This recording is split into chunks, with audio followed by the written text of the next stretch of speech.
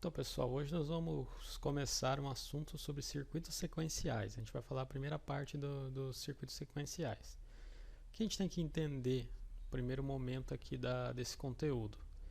Então, a gente tem que pensar que um circuito sequencial, então a gente vai ter valores de saídas em determinados instantes que não depende só da combinação das variáveis de entrada, então, mas também do valor anterior. Então, essa é a ideia principal dos circuitos sequenciais. É como assim, antes, quando a gente fazia algum circuito, a gente tinha assim que a saída era totalmente relacionada à entrada. Então, dependendo do valor que eu colocava na entrada, a minha saída teria um valor daquela combinação, vamos dizer assim, no circuito combinacional, né? Então, agora quando a gente fala em circuito sequencial, a saída tem a influência da entrada, mas também tem a influência do valor que tinha antes na entrada. Então, vamos dizer assim, eu tenho um valor de entrada, consegui uma saída. A hora que eu insiro um outro valor de entrada, ele vai comparar o valor que eu tinha antes, né, e o valor de entrada de agora, para daí sim eu ter um valor de saída. Então ele usa também o estado interno ali que a gente vai falar, né, que é o estado que estava antes. Então ele vai usar as variáveis de entrada mais o valor que estava antes também para combinar com a entrada e achar o novo valor de saída. O primeiro componente que a gente vai falar é o LET-RS. Então o LET-RS ele é um elemento de memória simples, né, e tem a capacidade de armazenamento temporário de 1 bit. Então é como se a gente tivesse um armazenamento de 1 bit temporário, porque depois a gente vai poder vai alterar esse valor. Então, dependendo do valor que a gente tiver na entrada e da saída dele, a gente vai ter um valor armazenado ali. Então, ele é temporário, depois ele vai sumir. Então, a estrutura do circuito dele, de um dos circuitos dele, é essa. Então, o que a gente vai utilizar, a gente vai fazer a combinaçãozinha dele. A gente vai estudar mais a fundo esse circuito. Então, no LET RS, então quando a gente tem uma entrada, a gente vai ter duas entradas, né, que a gente vai tá falando, que é o que? É a entrada set e a entrada reset, por isso que é RS. Então, quando a gente tem a entrada set, é como se a gente quisesse setar, colocar o nível 1 na saída. Então, quando a gente for colocar aqui, ó, que a gente vai usar o circuitinho aqui, inicialmente esse com as portas NOR. Então, o que vai acontecer no circuito? Então, vamos pensar que a gente tem um pino de set e um pino de reset. Então, quando a gente colocar o nível lógico 1 aqui no S, então a gente colocou S igual a 1, a gente vai obter Q igual a 1. Então, por quê? Porque ó, se a gente colocar 1 aqui, né, ó, a gente colocar o valor 1 aqui, quando chega o valor 1 aqui, então se tem 1 numa porta NOR, o que vai acontecer? Ele vira 1 aqui, com o OU aqui ele vira 0. Então a gente vai ter 0 aqui na porta Q barrado. Então, só que o 0 daqui também vai vir na entrada aqui dessa outra porta lógica. Como o nosso reset vai tá 0, né, no primeiro momento, então 0 com 0 vai passar 0, invertido vai dar 1. Passando 1 aqui, né, ele vem aqui, ó, 1 e vai chegar no meu Q igual a 1. Então percebam que a saída, dependendo do valor que a gente colocar aqui, a saída dele vai influenciar na entrada do outro, que vai influenciar na minha saída. Então, quando acontece isso, então quando a gente colocar S igual a 1, meu Q fica igual a 1. O que a gente tem que observar? Que esse nível ele vai continuar sendo mantido após a retirada do nível lógico 1 da entrada S. Vai permanecer até que seja aplicado o nível lógico 1 na R. Então vamos pensar, a gente colocou 1 aqui, né? Recapitulando, colocou 1 aqui, passou, quando tem 1 na porta OU, automaticamente é 1, só que como é barrado, então a gente vira 0. Chegou 0 aqui, chegou 0 aqui. 0 com 0, passa 0, inverteu, virou 1. A hora que virou 1 aqui, ó, esse 1 veio aqui também, ó. Tá vendo que esse 1 tá vindo aqui também. Então esse 1 chegou aqui, como já estava 1 aqui antes, né? Então 1 com 1 vai dar 1 barrado, vai dar 0. Então vai continuar o mesmo valor. Só que se eu venho aqui e mudo esse S para 0, por exemplo, o que acontece? 0, porém aqui está 1. Então ele vai continuar fornecendo o valor 0 aqui na minha saída dessa primeira porta NOR. Então continua fornecendo 0, continua 0 aqui, o circuito continua do mesmo jeito. Então perceba que o valor de S só é necessário para o primeiro set. Quando a gente dá o primeiro set, que ele vai setar aqui as saídas, beleza. E ele já deixa esse valor, e se eu mudo o valor de S para 0, ele continua fornecendo o valor passado. Então essa é a ideia do circuito sequencial. Então mesmo eu alterando a minha entrada de set, voltando o set para 0, ele continua mantendo a minha saída como 1. E só vai mudar isso aqui se eu apertar, se eu colocar um valor de reset igual a 1. Então, quando eu dou o set, ele permanece o set, mesmo eu tirando o set, até que eu dê o reset. Essa é a ideia principal dele. Então, se a gente colocar, agora vamos analisar o segundo caso. Se a gente vier aqui colocar o reset, né, o R igual a 1, então a gente vem aqui, vamos colocar que isso aqui está 0. Então a gente voltou aqui o set para 0, colocou o reset igual a 1, o R igual a 1. Mesmo passo do de cima, ó. Se eu tenho 1 aqui, automaticamente é uma NOR, então eu vou ter 0 aqui na saída. Se eu tenho 0 aqui, ó, vai vir 0 para minha saída Q. Né? Então, ó, se o R for 1, minha saída Q é igual a 0. O 0 vem aqui, ó, nessa porta, vai ter 0 também do S. Então vai sair 1 aqui. Então saindo 1 aqui, ele vem 1 aqui para minha saída Q barrado e vem 1 aqui para minha entrada do primeiro aqui. Só que como já estava 1 antes, não vai influenciar. Só que acontece o mesmo princípio. Quando está chegando 1 aqui, se eu mudar o meu reset para 0 agora, ele ainda vai manter o valor passado, né? Vai continuar mantendo 0 aqui e 1 aqui. Por quê? Porque esse 1 aqui vai continuar mantendo. Então é como se ele fosse uma memória. É como se ele armazenasse o valor desse bit enquanto eu não zerar ele. Então eu vou ter duas entradas ali, dois botões. Botão para eu setar a minha saída para 1, que é o S. Se eu quiser 1 na minha saída principal, e a minha barrada, lógico que é o contrário da principal.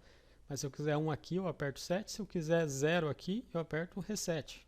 Né? Reseto o circuito. Então o S e o R vão servir para isso. Então esse é o funcionamento do LET RS. A ideia dele é essa. Então ele consegue armazenar temporariamente um bit do meu circuito. Então enquanto não altera as saídas aqui, ele continua armazenando ali. O LET RS também a gente consegue montar ele com um outro modelo aqui, né? Esse é com a porta NOR, que a gente estava mostrando já. Então como que seria, ó, esse circuitinho aqui, a porta NOR, tal, com esse arranjo. Um componentezinho de bloco equivalente ficaria mais ou menos isso, né? Com esse circuito aqui dentro. Como que seria a tabela verdade dele? Quando a gente coloca 0 e 0, ele mantém, né? Porque lembra que eu acabei de falar? Quando eu voltei o valor de S ou o valor de R para 0, quando eu tinha os dois zeros, ele não alterava a minha saída, ela mantinha o que estava antes. Então se eu tinha 1 aqui, ele continua mantendo 1, se eu tinha 0 aqui, ele continua mantendo 0. Então 0 e 0 ele mantém. Se eu coloco 1 no set e 0 no reset, o que ele me faz?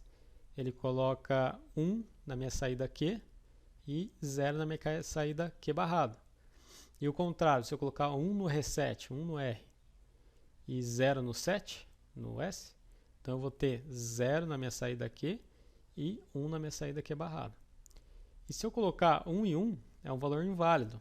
Por quê? Porque se eu colocar 1 e 1, eu não consigo ter uma saída coerente, porque o meu circuito não vai funcionar nesse dado momento.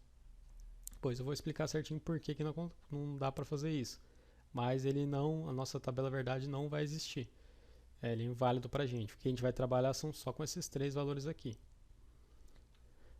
Outro circuito também do LET RS, continua falando dele, só que a gente mudou só o circuito. A gente colocou agora com NAND, mas o funcionamento é o mesmo. Então a tabela verdade continua a mesma. Então se eu colocar o valor 0 e 0, ele vai manter o passado. Se eu colocar 1 no set, ó, ele vem 1 no set aqui. né, ele passa por um circuitinho para inverter, né, um inversorzinho aqui. Quando ele vai inverter, se eu coloquei 1, ele fica 0, chega a 0 aqui. Se eu tenho 0, ele já automaticamente sai 1 aqui, no meu Q, né? O 0 vai mandar nessa portinha aqui, invertido, vira 1. O 1 vai entrar aqui, né? 1 e 1, que está vindo aqui do reset, porque o reset está 0, passando por uma inversora aqui, ele fica 1. Então 1 e 1, ele vira 0 aqui na saída. Então se eu tenho 0 no Q barrado e o 0 aqui, que vai manter o circuito. Então percebo que é a mesma lógica que o outro, porém, em vez de a gente trabalhar com uns, né? Antes era o 1 que mandava no circuito aqui, né? Do NOR, é sempre o 1 que ficava mandando. Aqui a gente vai ter o 0 mandando, mas é o mesmo princípio. E o contrário também, se a gente tiver no reset 1 e o set 0, a gente mantém a saída Q com valor 0 e a saída Q barrado com valor 1. E se a gente colocar 1 e 1, para a gente é inválido esse valor. Ele não vai ser, a gente não vai trabalhar com ele. Por quê, então? Quando eu tenho S igual a 1 e R igual a 1, é inválido o nosso circuito ali, nossa análise. Então, o que vai acontecer? Nesse caso, as duas saídas Q e Q barrado, né, seriam iguais a 0. Então, aqui implica imediato a inconsistência da teoria da saída. Então, é como se eu colocasse 1 e 1 aqui, ele joga as minhas duas saídas para 0. Se as duas saídas estão em 0, eu não tenho um Q e um Q barrado. Porque a minha teoria se eu tenho um valor no Q, o Q barrado é o inverso do Q. Então, se eu tenho 1 no Q, meu Q barrado tem que ser 0. Se eu tiver 0 no Q, meu Q barrado tem que ser 1. Essa é a teoria aqui. Então, quando a gente coloca 1 em 1, essa teoria fura, então a gente não vai usar. Não é inválido no nosso circuito isso aqui. Então, um latch controlado